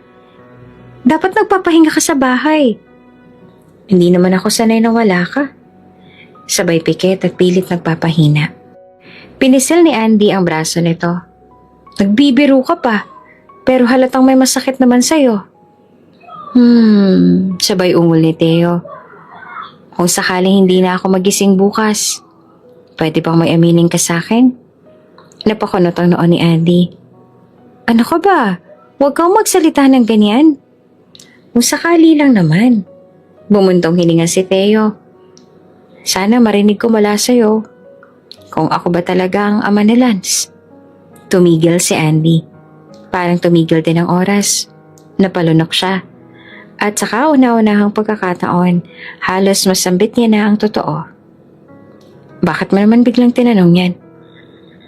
May kutob lang ako. Mahinang sagot ni Theo. Alam kong hindi mo pa ako kayang bigyan ng malinaw na sagot. Pero baka pwedeng pakiusap. Gusto ko lang marinig. Umiling si Andy. Theo, sabihin mo na, Andy. Dagdag pa niya. Kung hindi ako, tatanggapin ko. Pero kung ako, kahit isang beses lang, gusto kong marinig mula sa'yo. Hindi na siya nakapagsinungaling. Bumagsak ang luha sa mata ni Andy. Lumuhod siya sa tabi ni Theo. Hinawakan ang kamay nito ng mahigpit. Oo na. Bulong niya sa nanginginig na boses. Oo na, anak mo si Lance. Anak natin siya. Tahimik. Parang huminto ang mundo sa loob ng kwartong yon. Napasinghap si Andy. Bigla siyang napahawak sa dibdib. Ngayon alam mo na, pakiusap. Huwag mo kaming iwan. Ngunit biglang tumayo si Theo mula sa kama. Buo ang katawan, walang sakit, walang pilay. Yes! Sabay tawa. Effective pala ang acting ko. Ha?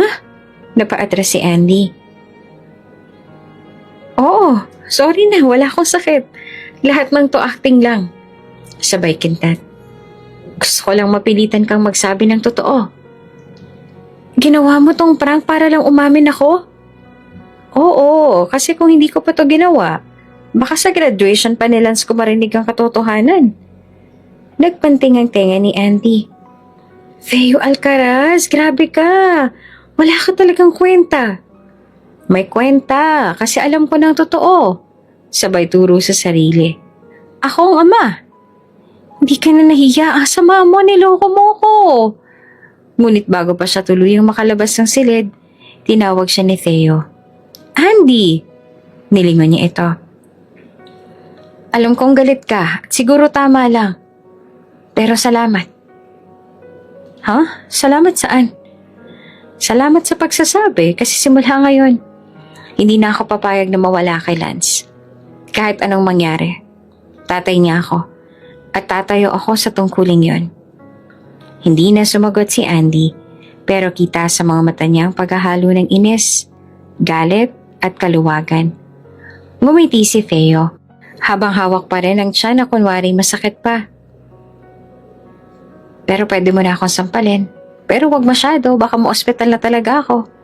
Lumapit si Andy. Pak! Sinambal nga siya. Pero pagkatapos noon, ngumiti rin siya. Sa unang pagkakataon, walang bigat, walang kasinungalingan. Tahimik na ang gabi sa Santa Gertrudis Hospital. Sa room 112 ng private wing, malamig ang hangin mula sa lumang aircon. Pero mainit ang tensyon sa pagitan ng dalawang taong magkasalubong ang kilay.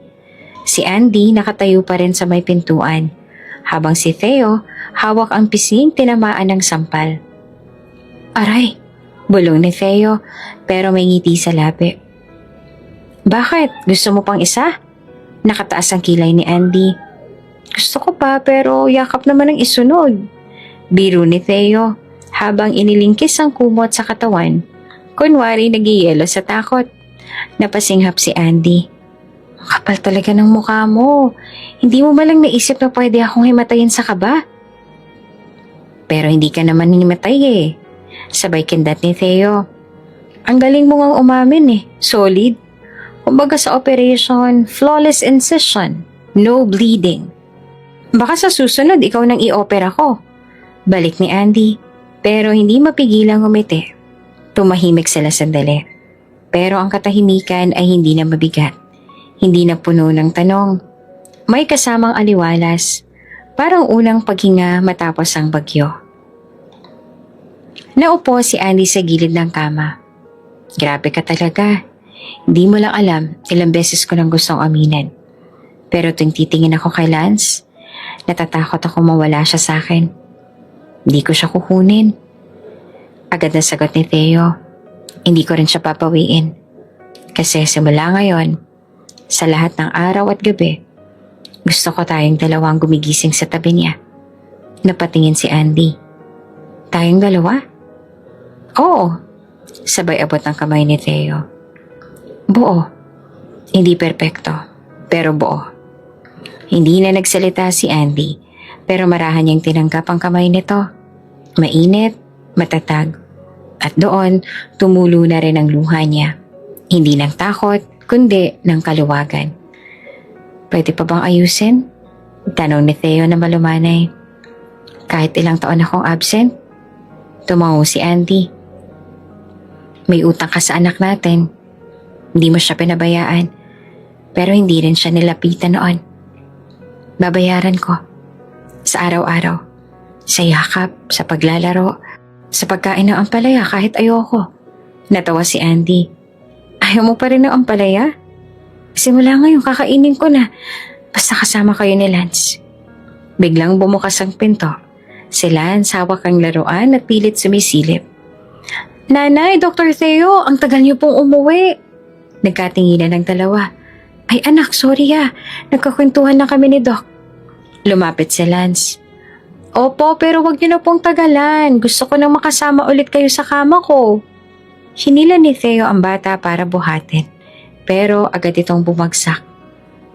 Aray, hindi ko pa pala kayang magbuhat. May tama pa raw ako. Psychological trauma galing sa sampal ng nanay mo. Napahalakak sa Lance. Nasampal po kayo? Oo sagot ni Theo na kunwari masama ang loob. Pero worth it. Tumawa si Andy. Ay nako, isa ka talagang baliw. Kinabukasan, masigla na ulit sa Lance. Habang pinapainom ng gamot, nagkukwento ito ng panaginip. Nay, panaginip ko kagabi. Buo na tayong tatlo, sama-sama sa bahay na may puno ng mangga. Tapos may swing. Talaga? Tanong ni Theo, abot hanggang tenga ang ngiti. Sino nagtali ng swing? Kayo po. Tapos ikaw po nagtulak sa akin habang si nanay nagluluto sa labas. Anong niluluto ni nanay? Tanong ni Theo, kunwaring investigative. Tinola. Ay, huwag ka masyado doon, buddy. Paborito ni nanay ang tinola. Kapag siyang nagluto niyan, ibig sabihin, may mahal siya. Tumawa si Andy pero pinisil ang kamay ni Lance. Tama yan anak, may niluluto ang mga nanay, hindi lang pagkain, kundi pagmamahal. Lumapit naman ang nurse. Doc, ma'am, may nagsabi po sa front desk, may TV reporter daw po na gusto kayong i-feature, yung story po ni Lance. Sa healing program daw, gusto nila ng success story ng charity patient. Napatinginan ng tatlo sa isa't isa. Kung tatlo kaya tayo magpakita sa TV? Sabay ngiti ni Theo. May twist pa ang doktor. Ang nanay at ang batang himala. Ayoko ng camera. Tanggi ni Andy na nahihiya. Paano kung sa camera na lang tayo mag-propose? Nakangiting tanong ni Theo. Ha? Tumawa si Lance. Gusto ko po yan para i-announce sa buong mundo na ako po ang anak ninyong dalawa. Sa gitna ng halakhakan at lambing, hindi nila namalayan ang pagdating ng gabi. Sa loob ng charity ward, sa gitna ng mga may sakit at nangangailangan, isang maliit na pamilya ang nabubuo. Hindi dahil sa kayamanan, kundi sa katotohanan sa kabila ng sakit, nahanap nila ang isa't isa muli. At sa unang pagkakataon, tawa nang pumalit sa dating luha. Mainit ang hapon sa Santa Gertrudis Hospital pero mas mainit ang usap-usapan sa charity ward. Ang paborito ng lahat, sa Lance, ay magaling na. At bukas ay irerekomenda na siyang i-discharge. Halos lahat ng nurse, doktor at maging mga pasyente ay parang parte na ng maliit ng pamilya. At ngayong araw na ito may plano si Theo. Isang plano na ilang araw nang iniikot sa utak niya. Habang si Andy ay abalang nag-aayos ng mga gamit na Lance, dumating si Theo, bitbit ang isang cake box at isang maliit na backpack. Doc? Tanong ni Andy. Ano yan? Surprise! Sagot ni Theo habang inilalapag ang kahon sa mesa. Alam ko hindi pa birthday ni Lance pero gusto ko lang magkaroon tayo ng special day. Anong meron? Tanong ni Andy, pero halatang kinikilig kahit pilit, pinipigil. Lumapit si Lance. Mabilis ang kilos kahit may benda pa sa braso. Wow! Cake po ba yan? Para sa akin?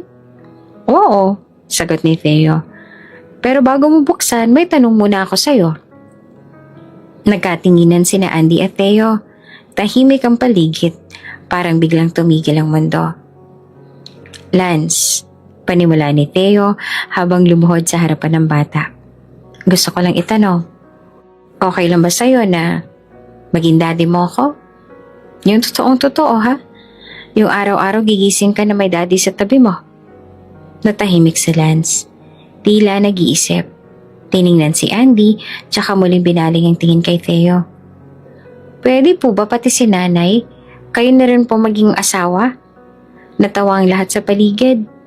Si Andy ay nanlaki ang mata. Anak, ano ka ba? Pero hindi na makapaghintay si Theo. Mula sa loob ng kanyang backpack, inilabas niya ang isang maliit na kahon. Binuksan niya ito.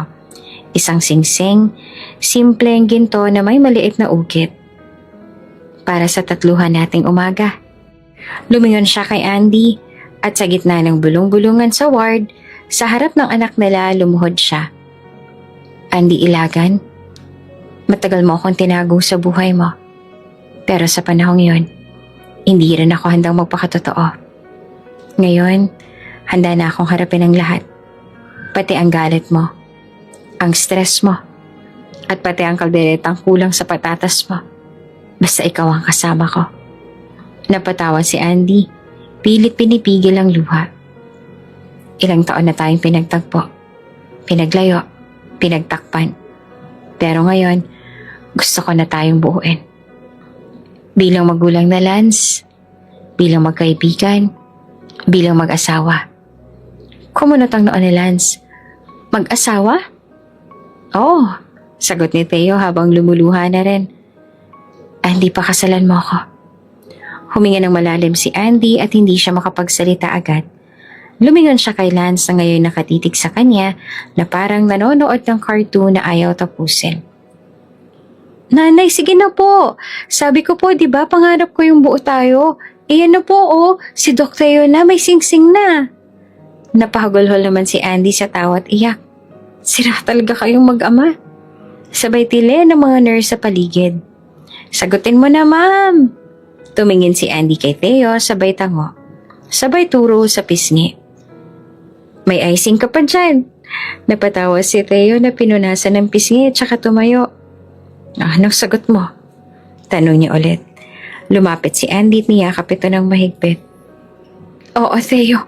Buo na tayo. Sabay yakap na Lance sa kanila. Yay! Sigaw ng bata. May daddy na ako! Sa gilid ng silid, pumalakpak ang ibang pasyente at si Nurse Mark, abala sa pagre-record ng video gamit ang cellphone. Sabi ko sa'yo, Dok, magiging love story to eh. Sigaw niya. Uy, may magva-viral! Sabay tawa naman ng isang nurse. Pero wala nang pakialam sina Theo at Andy. Nasa gitna sila ng isang simple charity ward. Pero para sa kanila, ito ang pinakamagandang lugar sa mundo. Dahil dito nila muling nahanap ang isa't isa. At higit sa lahat, dito sila buo. Sa harap ng anak nilang pinagbuklod sila, kahit pa matagal silang pinaglayo. Sa labas ng ospital habang papalubog ang araw, magkasama silang tatlong kumain ng cake sa waiting shed. Sinong unang kakain? Tanong ni Theo. Si nanay po, sigaw ni Lance. Bakit ako? Kayo po ang bagong queen sa pamilya natin. Sino naman ang king? Tanong ni Theo. Kunwaring nagtataray. Kayo po, sagot na Lance. At sino naman ang prince? Siyempre ako. Tawanan silang tatlo. Wala nang mas mahalaga pa. Kahit wala silang mamahaling gamit, kahit nasa charity ward lang sila, dahil sa puso nilang tatlo, meron silang pinagsaluhang mas matindi pa sa kahit anong kayamanan. Ang pamilya. Isang linggo ang lumipas mula nang mag-propose si Dr. Theo Alcaraz sa loob ng charity ward ng Santa Gertrudis Hospital. Sa paningin ng ilan, ilang simpleng seremonya lang iyon. Isang lalaking may matibay na loob at isang inang matapang sa katahimikan ng kanyang pagmamahal. Pero para kay Theo, kay Andy, at higit sa lahat kay Lance, iyon ang simula ng panibagong yugto. Isang buhay na wala ng lihim. Wala ng takot, isang pamilya. Mataas ang araw. Sa labas ng ospital may press people na nagkukumpulan sa harap ng pinto ng OR wing. Isang dokumentaryong programa ang nag-imbenta kay Theo para sa isang feature tungkol sa mga batang gumaling sa kabila ng kahirapan. Hindi alam ng production crew na bukod sa success story ni Lance, may isa pang sorpresa ang araw na iyon. Sa loob ng OR, abala ang mga nurse sa paghahanda. Lahat ng gamit, sterile. Ang operating table ay walang pasyente. Ngunit puno ng bulaklak at ilang props. Ito ay hindi para sa isang operasyon ng katawan, kundi ng puso. Ready na ba tayo? Tanong ni Nurse Mark, excited habang sinisigurong maayos ang camera. Oo. Sagot naman ni Theo na nakasuot pa rin ng scrub suit pero may tinatagong peraso ng cake sa bulsa. Pero teka, saan na nga ba yung dalawang mag-ina ko? Biglang bumukas ang pinto. Present! Sigaw naman na Lance. Naka-mini scrub suit na may name tag na nagsasabing Junior Doctor. Kasunod niya si Andy, suot ang simpleng puting dress at may hawak na maliit na clipboard na parang totoo talagang nurse. Wow! Sabay kindat ni Theo. Mukhang pwede na kayong ihara. Anong gagawin natin, Tay? Tanong ni Lance. Mag-o-opera tayo, anak. Pero hindi ng puso, kundi ng kinabukasan natin. Sa harap ng kamera, nagsalita si Theo. Marami sa ating mga doktor ang sanay humawak ng bisturi. Sanay magtanggal ng tumor, magdugtong ng sugat, magligtas ng buhay. Pero ang hindi tinuturo sa med school ay kung paano buuin ang isang pamilya. Tumingin siya kay Andy at Lance. Hindi lamang ako doktor. Ama ako. At sa lahat ng diagnosis at operasyon na ginawa ko, ito ang pinakamahalaga. Ang pagmamahal ay hindi dapat itinatago. Dapat itong gamutin, alagaan at ipaglaban. Tumulo ang luha ni Andy habang hawak ang kamay ni Lance. Matapos ang speech, umikot ang kamera sa buong OR. Mula sa likod, may staff na pumasok. Dala ang isang tray ng surgical tools, pero sa halip na kutsilyo, nakalagay roon ang wedding bands. Tumawa sa Lance. Seryoso po ba kayo, Tay? Sa OR kayo magpapakasal? Oo naman, sagot ni Theo. Dito tayo unang nabuo bilang pamilya. Dito natin ilalagay yung panibagong panata. Hindi man ito simbahan, hindi mamahaling resort, hindi rin ballroom. Pero para kay Andy, ito ang pinaka-espesyal na altar na maaari niyang puntahan. Isang lugar na saksi sa sakit, sa muling pagkikita, sa pag-amin, at ngayon sa pangakong hindi na muling mawawala. Hawak ang singsing, lumapit si Theo kay Andy. Andy Ilagan, mahinang wika niya habang nanginginig ang kamay. Mula sa pagiging pasyente, sa pagiging lihim, sa pagiging ina ng anak kong hindi ko agad nakalala, gusto kong gawin kang legal na parte ng buhay ko. Hindi bilang utang na loob, kundi dahil mahal kita. Hindi naman sumagot si Andy. Umiiyak lang siya habang tinatanggap ang singsing. Sumunod naman si Andy. Theo, mahinang bulong niya. Alam mo hindi kita hiniling, pero ikaw ang binigay. At ngayon, hindi ako humihiling ng perpektong buhay. Ang inihiling ko lang ay ikaw, araw-araw. Mabilis na kinasal sila sa simpleng panalangin ni Nurse Mark na pansamantalang naging officiant. Sabay-sabay na palakpakan ng buong OR team at ilang staff na nanonood sa labas ng salamin. Si Lance ang unang sumigaw. Yay! Kasal na sila! Buo na talaga tayo! Tumakbo siya sa gitna ng operating room. Niyakap ang dalawang magulang. At doon sa gitna ng OR, nagyakapan silang tatlo. Hindi na nila kailangan ng spotlight. Hindi na nila kailangan ng ingrandeng seremonya. Sapagkat ang tunay na milagro ay hindi ang paggaling na Lance, kundi ang pagkakatagpong muli ng isang pamilyang minsang nagkahiwa-hiwalay. 3 buwan matapos ang kasal, balik normal na ang takbo ng buhay sa Santa Gertrudis Hospital. Ngunit may bagong dagdag sa routine ng hospital. Ang batang si Lance na araw-araw ay naka-duty suit. Nagbabantay sa waiting area na parang tunay na doktor. Mukhang ready ka na ulit mag-opera, Dr. Lance. Biro ni Theo habang pinupunasan ng kamay ng anak ng alkohol. Opo, Tay. Pero gusto ko po sabay po tayong mag-opera palagi. Promise, anak. Sagot naman ni Theo. Mula ngayon, hindi na kita iiwan sa operating room. O kahit saan pa. Napatingin sila kay Andy na noon ay naglalakad pa palapit, bit-bit ang baon nilang adobo at kanin. Lunchtime na, masayang sigaw nito. Kumain muna kayo mga doktor. At sa gitna ng tawanan ng pagkain at ng panibagong araw, tumakbo sa isip nilang tatlo ang isang bagay. Hindi man ito ang simula ng pangarap nilang lahat, pero ito na ang simula ng pinakamatibay na pamilya.